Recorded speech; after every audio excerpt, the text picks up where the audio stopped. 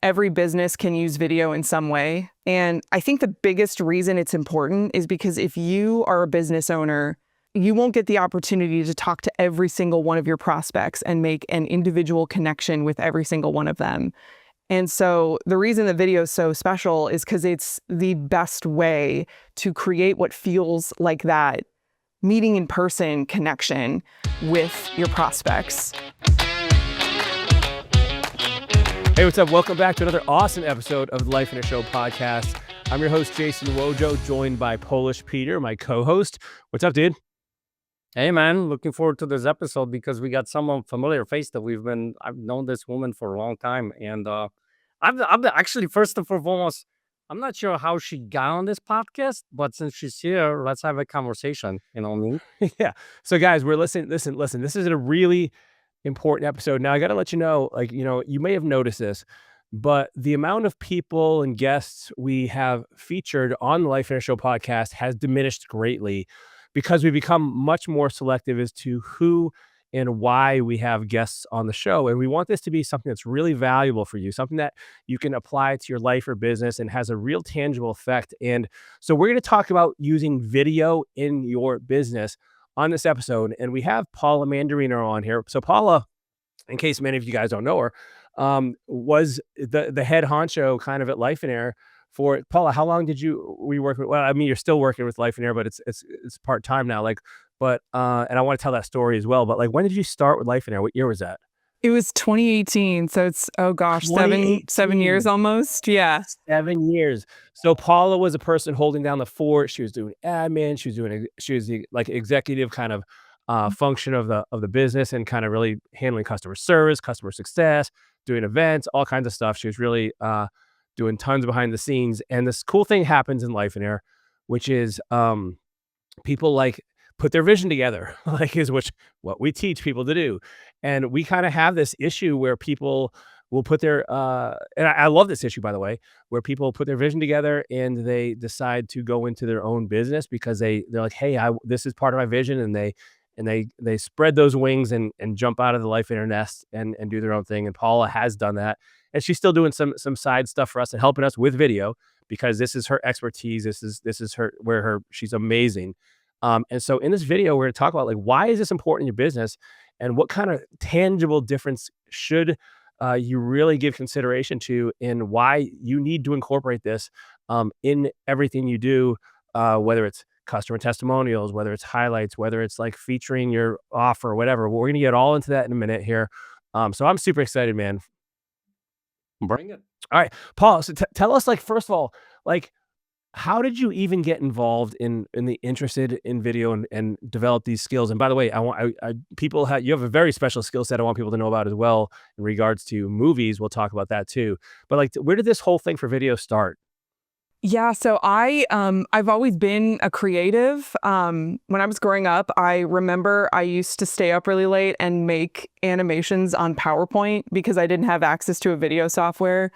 And I think between, having opportunities at school to do projects where I could experiment a little bit with things like animation, and then I was doing a lot of writing in high school as well. And those things it felt like it really went hand in hand. I found that I really, really liked to tell stories, and it was something that I was really good at. But I started noticing that everywhere I went, there were stories, and I saw how powerful those stories were. So I just got really interested in storytelling. I went into writing in college. That was initially what I thought I was going to do. But I kept running into people who, when I told them I wanted to be a writer, said, "Oh, you're going to be a teacher, right?" And I was like, I don't know. I don't know if I want to be a teacher. And it just felt like something I wasn't called to do. I really, really wanted to be behind the scenes telling stories. And I had a friend who mentioned to me that she was studying communications. And in the communication department at the school I went to, they had a really heavy video broadcasting department. And so I wound up getting plugged in there. And this department thankfully allowed a lot of hands-on experience. So I got to produce and direct my own TV show in college. And it it set me off with a lot of experience in college so that when I graduated, I had already done some of the things that I needed to know how to do when I graduated. And so I think having gotten to do it in college and getting the experience and knowing like this is what I want to do, I knew that it was meant for me. I knew I was meant to do video. So that's how I got started in video. So I'll tell you, and I remember when we first hired you, your video was one of the things that we were so impressed by because, like, just for a little a side note here for people that are, when you're hiring people, like we make Lifeonaire, people jump through a ton of hoops, and Paul has jumped through these hoops, and we had one of the a video submission as one of these steps, and she just like this incredible video where she came across like awesome, like it was like edit, like I'm like wow, like this woman put some time into this and like she's really good at this and this is a skill we also need. And so that was something that caught our eyes certainly early on. And then It was like a cinematic trailer that she did. oh yeah, like once upon a time there was a Yes. woman. Yeah, right. Yeah, she had the overdubs. That'd be awesome, dude.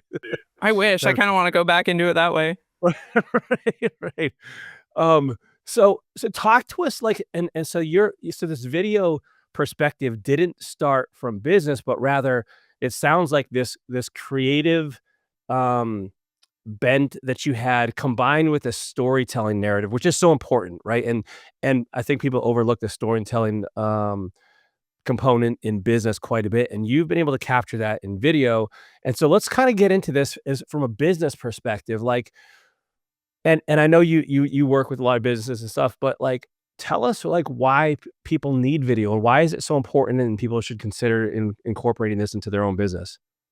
First off, I think that every business can use video in some way, even if you don't see yourself as, you know, the face of your business or the idea of being in front of being on camera feels uncomfortable. It doesn't have to be you.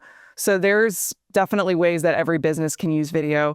And I think the biggest reason it's important is because if you are a business owner, you won't get the opportunity to talk to every single one of your prospects and make an individual connection with every single one of them and highlight all the things that make your business special.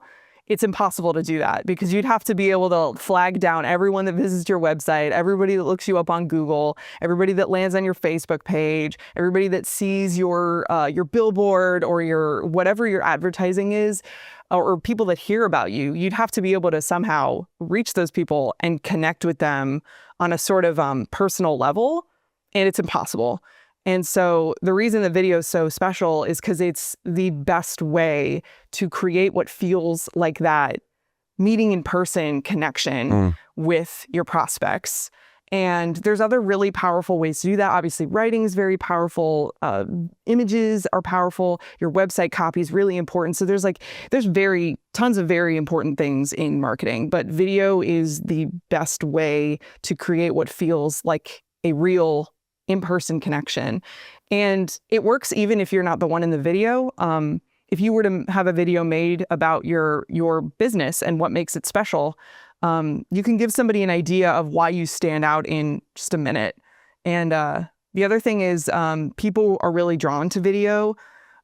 You'll find that on social media, the videos are getting much more attention than like images or text posts. So video is something that people are just very interested in, probably because it feels like an in-person connection. So you can utilize it in so many different ways, which we can probably get into at some point. You know, I think you said a lot there. I think it's really valid because you can get a feel for someone's kind of personality a little bit in their voice by what they write. But when you see them talk or when you see a visual representation of the person, like how many times have you like, you know, and Peter, we've heard this from people approaching us. They're like, oh man, I feel like I know you guys from watching you guys on these videos or whatever. And like, so, but to your point, it doesn't have to be you, but I think there is something that feels it's a close approximation to be able to do it live. It's probably the closest you can get because like it's, you know, you can really talk to someone directly and you can address things and it feels very like tangible. Yeah, I do hear people saying when, you know, that at the events where they come up, they do say, you know, I thought Vojo was going to be taller, but outside of that, I mean, but listen, on the serious side of things, I think empathy comes across, right? Your emotions come across, or disposition and all that kind of stuff. And I think that's what people connect with, right? They don't connect with so much of the brand, but they connect with the people. And I think the video allows for that to come across. So and it'll be interesting to see how it's gonna come across now with the whole AI coming into the play and all that kind of stuff. But yeah, I think that's one of the biggest reasons right there. So talk to me about Paula. Talk to me about like some of the ways that businesses can use video. Like, what are some of the way? Because I mean, some people might just think of like educational content, or some people might think about testimonials. But like, give us some ideas of how businesses can start to like incorporate this into their own company. Yeah, I think it's really going to depend on your industry and what your goals are in marketing. But a few things that many businesses can use is one, like a brand awareness video. Basically, you're looking at like a minute-long video, maybe 2 minutes. It's kind of like a highlight video that you can use on your website that basically showcases this is who we are, or this is who I am as an owner, this is what my business is. Something that basically tells your story about what makes your business unique. That's a really powerful one because you can put it on your website. It can be one of the first things that people see when they look you up. You can also occasionally put it out on social media. So it can have many purposes, and it's something that if you were to go down the road of making a video like that or hiring somebody to make a video like that for you, you could be using it for years. So that's a really popular one that I would definitely recommend a lot of business owners look into.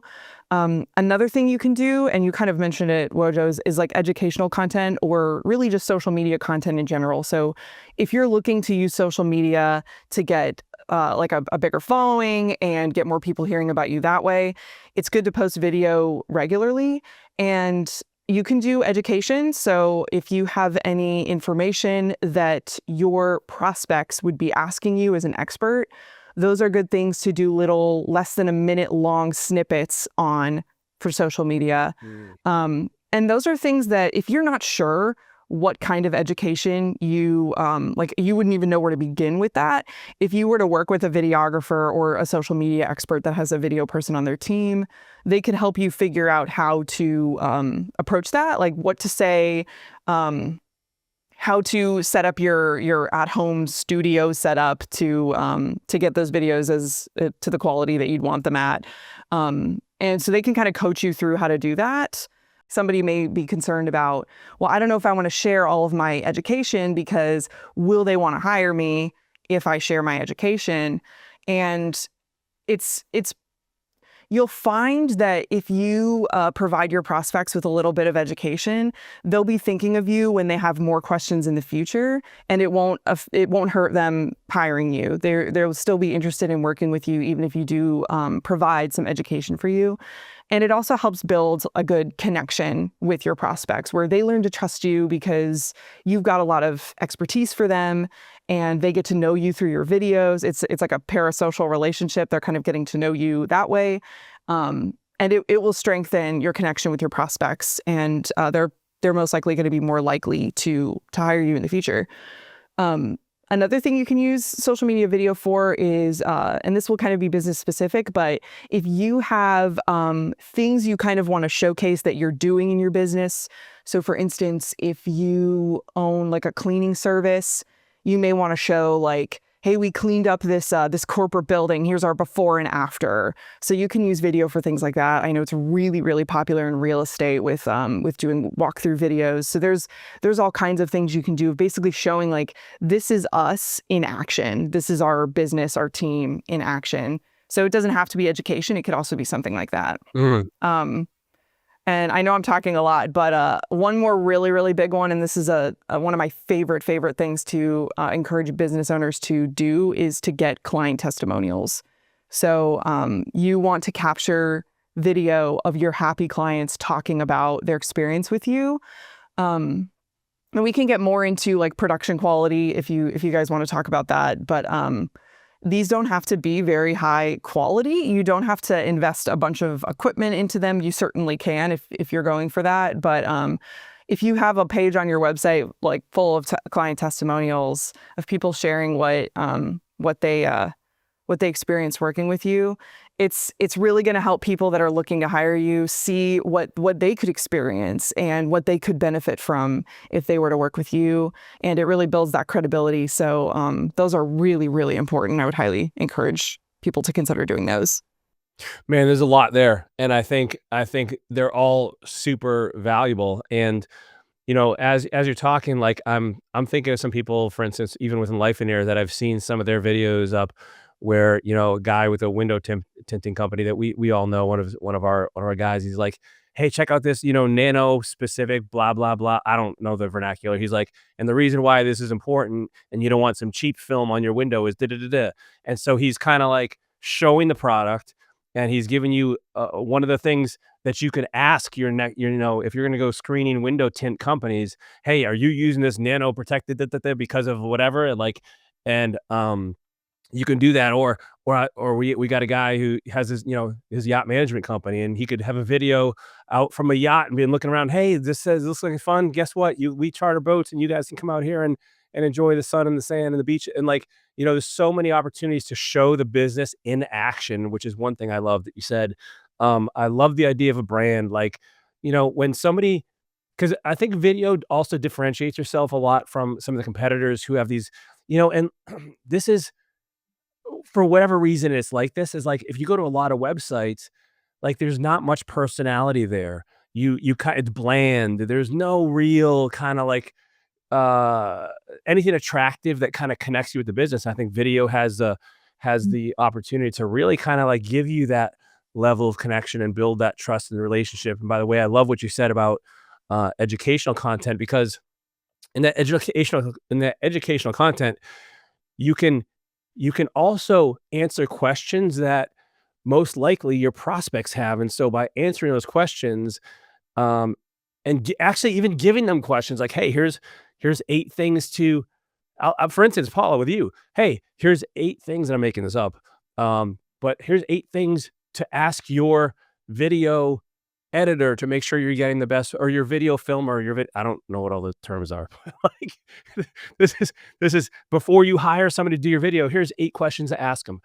And you are showing your expertise, you're building trust, and then they're like, yeah, why wouldn't I just go with this person who already has taught me these important things, already has demonstrated proficiency, they're the expert. Why would I try and reinvent the wheel? So you could answer a lot of questions there. And then lastly, the testimonials. Yeah, of course, the success stories, that's gold to capture that stuff. Yeah. I mean, the success, not the success, the educational videos, I think what ends up happening is builds trust with that person, right? Think about this. If you're watching a video, someone is sharing some of those quote unquote secrets, or sharing educational stuff with you, you start to think for yourself, okay, this guy helped me out. I got a nugget from this. Yeah. And in the future, if I'm looking to learn something more about this, what's the first thing I'm going to think about? I wonder if this guy shot another video for that particular thing, right? For this nugget, And I will tell you this, it happens more often than anything that helps you build that credibility in their mind's eye, that then when they finally come to reach out to you, there is a stronger connection. And you've built the rapport, I think, through those videos before you actually talk to them in person. And I think that's a huge thing right there. Well, dude, and also think about it this way, you've also made, not only have you built trust, but you've also probably made it a whole lot easier, because they no longer have all those questions for you, because you already answered them. They're like, hey, which film are you using? What's your frame rate? Which resolution? What's your whatever the questions are, you've already answered them. So half of that conversation has already been taken care of. Right. And so now, which is cool, because now they can ask next level questions that, shows a little degree of sophistication, which is kind of who you want to work with anyway. You don't necessarily, sometimes the people who you have to educate and show the importance of video and explain to them the basics, those are a little bit harder to work with, because they have to be brought up to speed. And now you've already brought people up to speed, so you're making it easier for them to do business with you. So I got a question for you, Paula. Because I think as a business owner, I'm thinking about it. Okay, hiring a professional and all that kind of stuff. Is there a difference, or which one should I go with? Professional video, or looks like I just picked up the phone and I started shooting kind of like a more like real kind of thing? Does it make a difference? Like, does it mean that, depends on the brand or who you are, or how do you see this? Professional, like looks like it's a cinematic trailer, or kind of off the cuff kind of a video? That's a really, really good question. And it's gonna depend on what you're looking to do. If you're if you're trying to do a lot of social media content, especially if you're trying to do this, like our business in action type videos, a lot of people get very hung up with thinking, I don't have the quality I need to make videos. And so it kind of is like a roadblock for them and they wind up not doing it. Any video is definitely better than no video at all. So if you're going to go on site at your business and shoot something on your phone, that is going to be a lot better than not having anything. With social media, the biggest thing is the content itself rather than the quality of the content. Obviously, if you have good quality, that's even better. But the actual quality of the video that you captured is actually kind of a lower priority thing. Where it might be useful to like work with an expert on is how to edit that content together. So maybe you go on site at your business, you shoot a video and you work with an expert on, hey, how do I take this and make it most engaging on social media? But the quality is going to wind up being not as high priority as for those types of videos as actually making sure that the final content is really good content. As far as if you're going to do a brand awareness video, that's something that you would want to invest in a higher quality for. It certainly doesn't have to be, you don't have to go like find the largest production company in your city and drop tens of thousands of dollars on them. It doesn't have to be something like that, but you definitely would want to work with a professional videographer to capture high quality video, to get like maybe a really good interview of you or somebody on your team with like beautiful lighting, really high quality video, nice audio quality, and have it edited together in a way that tells your story really, really well and fits your brand really, really well. Because while you could do all those things on your own with your phone, like you as a business owner, I wouldn't advise that a business owner gets bogged down trying to figure out how to make the video look good when they could hire a videographer or video editor to do that side of things. So I would say for something like that, I would invest in. And as far as client testimonials go, a combination of both is probably good. If you have clients that you can call up and say, hey, can you just send me a video of you talking at your phone, like take a selfie on your phone and tell me what you've experienced working with me. That's great. That is better than not having one at all. And on the flip side, if you get an opportunity where you've maybe hired a videographer and you get an opportunity to get some client testimonials in like, really high production quality, that's great too. And if you have several different testimonials and they look like they were all shot at different times, I feel like that helps your credibility as well, because these aren't clients that you've sat, 6 of them down at one time and you got a bunch of videos. Like these are clients that, they're coming from all over the place. They're coming from different times. I think that could establish some credibility there as well of like the different types of like how long you've been working and how many different people that you've worked with over the years. So talk to me a little bit, and I agree with you. Like if this isn't something that necessarily the business owner or somebody else should be really focused on themselves, but rather really this is one of the things that you should have somebody doing for you. But I also feel like, speaking from my own experience before, like doing some stuff with you, like it's kind of intimidating. Like, how do I know who to get? Like, what are the questions I ask? Like, how do I evaluate like apples to apples, and like, how much should I expect to pay? Like, how much does this cost? Like, what are some of the questions that you frequently get from clients who are looking to work with you and you've heard? The cost is part of it. That's something obviously a lot of people have questions about because it's valid. Like video can range so much in how much people are charging for it and how much a video can cost. So like I would advise people to maybe get quotes from a couple different people. And even to just kind of do some research on how much videographers in your area are charging, just to kind of get an idea of what's expected. And that way, you'll find that if you find a videographer that's only charging like, they're going to do a whole day production, they're going to shoot all day, and they're going to give you a really nice edit, and they're only going to charge you $300. that's probably not high enough quality. So that's one of those things that if it's the number's really, good to really be low, true. it may be a warning sign there of like, maybe they don't quite know what they're doing. On the flip side, if you find you get a quote from someone and they're like, yeah, that video is going to be $15,000, probably good to get another quote as well to just kind of figure out where you're ballparking. And as far as when you're talking to a videographer, some good questions to ask. I think it would be good to figure out if they are interested in your business and figuring out what makes your business special. If you're kind of getting a sense from them that they're really like, hey, here's what I offer, that's what it is. You're probably not going to have that really good relationship with them where they can really extract what makes you special. And so you do want that good rapport with the videographer. So I think just asking them questions to gauge if they're interested in your business and what makes you special as a business, I think that's really useful. And then I would say just check out some of their past videos as well and see if you like what they've made.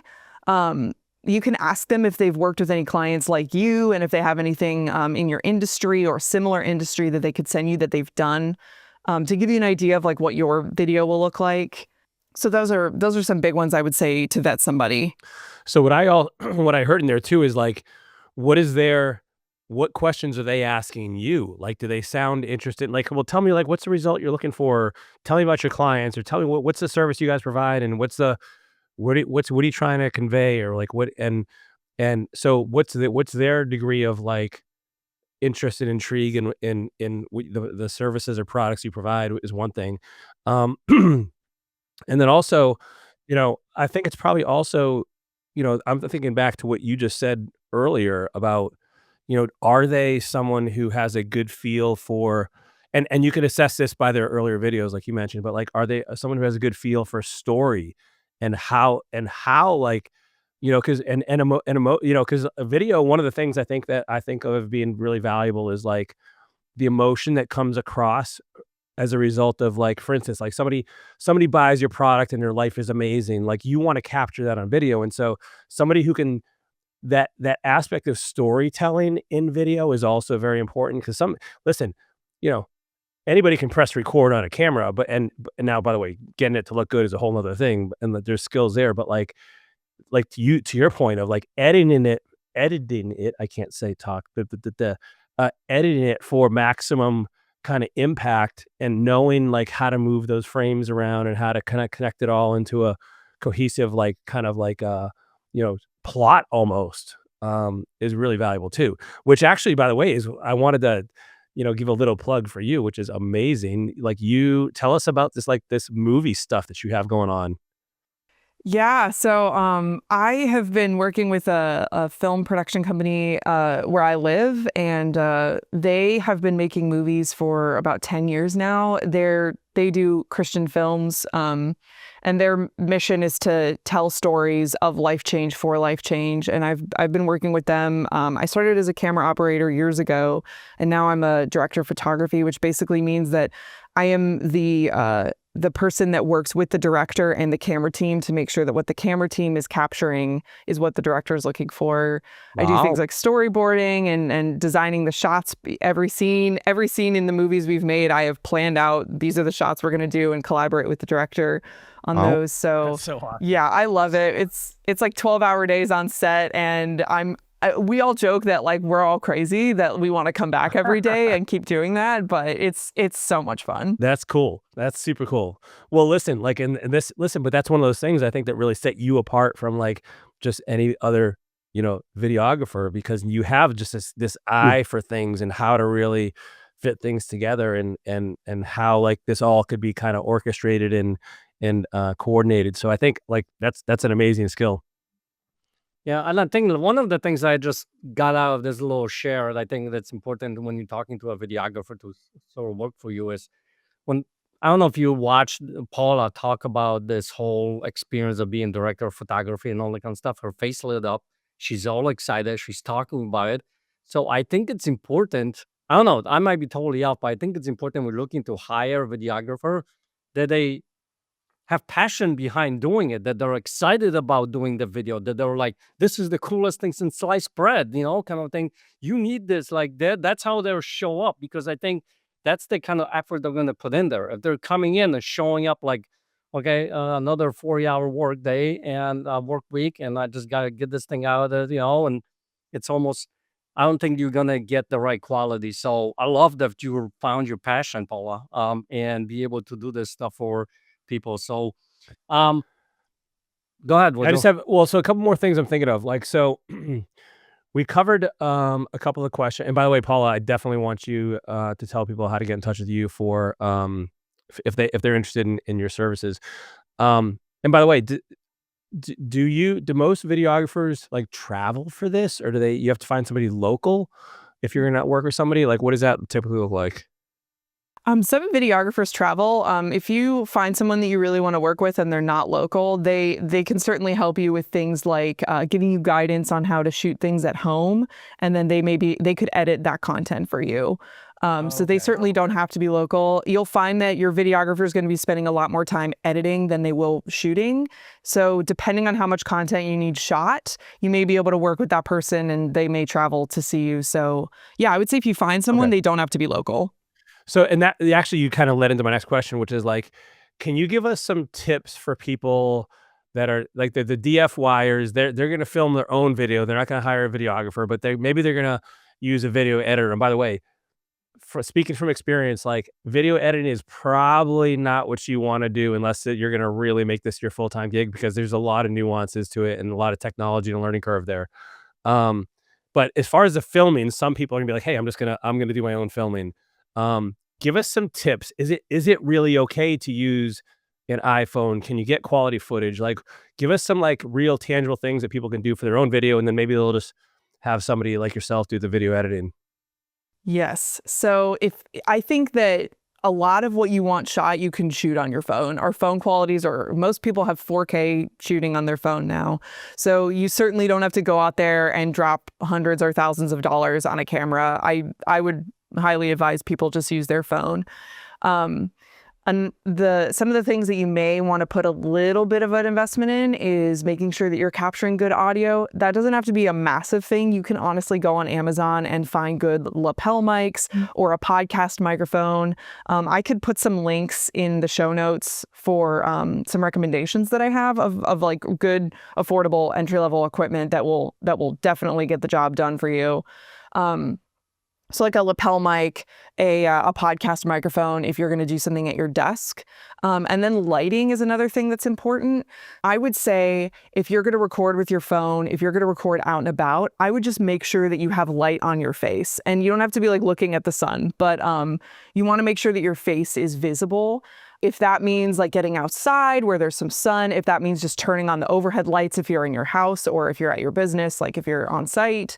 Or you may want to invest in like a small light kit. Those are also, you could get some really affordable light kits. So those are the big things that I would look at getting, is something quality to record audio, and then making sure you get good lighting, whether that means like buying a small light kit or whether that means like getting somewhere where you have light. A lot of people like to use those ring lights. If you're ever watching a YouTube video and you could see in their glasses ring, it's because they're using a ring light. And those are handy because you could just put them behind your recorder and it will just blast light at your face. And those are really good, like quick way to do lighting. But there's a lot of ways to do it that are really affordable. So I would focus there. And then one quick note about audio.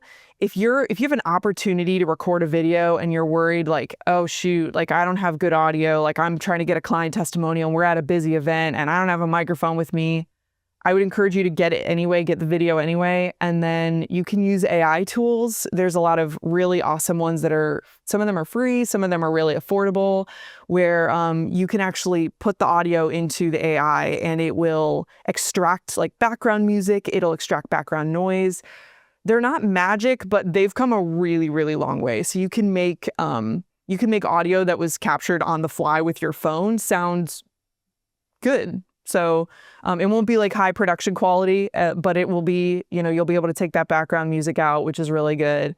and you'll be able to like hear their voice better. So that I would not let low production quality get in your way if you have an opportunity to capture something. Got it. What's the website? What's one of the tools that I could use to, let's say, take out the background noise? So two of my favorites, one of them, I believe you need a Adobe subscription for, but it's Adobe Podcast Speech Enhancer. So if you do need Adobe subscription for that and you don't have that, don't worry about that one. Another one is it's spelled LALAI, I believe. I'll link it in the show notes, but it's a bunch of L's and A's, and that one's really, really good. So that one, there is a small subscription, but you could pay like, $20 or something like that per year and get like hundreds of minutes worth of audio that you can have the background extracted from. So that's a really good one. Are there any audio AI tools that could maybe remove Polish accents? I'd be curious to see if like that would be pretty me. Actually, you know what? Yeah, there is. So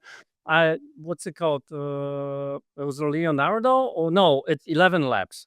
11 Labs, you can actually go on there, and I've uploaded my voice in there, and they can talk for me, or I can tweak it so less of my accent is in there. Dude, so yeah, it's possible. That's wild, man. I was joking, but hey, you know what? I can make it sound more British, I guess, if you wanted me to, but Hello. Yeah. Dude, that's wild. Well, Paula, so anything else we're forgetting to ask about, like, cause like, listen, I want this episode to be really tangibly beneficial to people. Like, hey, how do I find people? Oh yeah. How do I find a videographer? Like, that's a really good question. Or a video editor. A good place to start is if you know anybody that has a video on their website. So fellow business owners or any business networking that you do, I would just ask them like, hey, did you work with somebody? Did you like who you worked with? Because then you'll get to work with somebody that somebody else has worked with and liked. And so that's a good place to go. You can also find people on LinkedIn or Facebook. I had somebody reach out to me recently that was looking for a cinematographer, and I honestly think she just went in LinkedIn and searched for cinematographers in my area and found me. And so you can have like a discovery call with a videographer or a video editor that way. So yeah, I would say those are good places to look. If you just Google videographers, you're probably going to find a big production company that's got like really good marketing. And not to say that those aren't great, but if you're a small business owner, you may wind up just finding somebody that has a smaller setup. And so a videographer is the person doing the video. The video editor, which is a different term, refers to the video editing itself. Sometimes videographers, I'm guessing, do both. Is that? Yeah, a lot of times they do. Most of the time they do. Or Okay. you might find a team of people where they've got a couple, it's a small business, they've got a couple people and somebody edits, somebody shoots. But yeah, you'll usually find both in one. Okay, so we covered how to find them, questions to ask, how to do it yourself. Did we forget anything? One thing that popped into my head that is really, really good to talk about, and I actually have a client that reminded me of this in working with him. You definitely want to ask a videographer or video editor about their deadlines, like their timeline for getting projects done. And you want to get a sense before you hire them that those deadlines are important. I unfortunately hear a lot of stories about videographers and video editors being like hard to get a hold of and late on projects. And so you want to talk with them about those expectations ahead of time. It's good for you to know as well, because if you're hoping to get a video shot and turned around in a couple days, that may not be feasible. Some videographers will be able to do that, but it's good to talk about what those expectations are of deadlines, but also like get a feel for how important that is to them before you hire them, because you don't want to be in a situation where you've got a website launch coming up and you want this video done this time and weeks go by after that deadline and you still haven't gotten the video. So yeah, make sure to get a feel for how important that is to them before you hire. Yeah, great catch. Well, listen, Paula, how do people get a hold of you, learn more about your company and your services? Yeah, so you can look up figtreevideoproductions.com. That's my website. You can also find me on LinkedIn. I'm Paula Mandarino. So both of those places are good. Shoot me a message. On my website, you can book a discovery call with me. So either one of those, I'm happy to talk with you and see how I can help you out. Awesome. Well, thanks for being on the Lifeonaire Show podcast, which, by the way, this is for everybody knowing, like Paula does the video editing for the Lifeonaire show and the audio stuff for the podcast as well. So we're putting her to work in our stuff as well. Hope everybody has a great week. If you like this, please share it with somebody who maybe needs video in their own business, and who could benefit from what we talked about. Otherwise, we'll see you next time, everyone. Take care.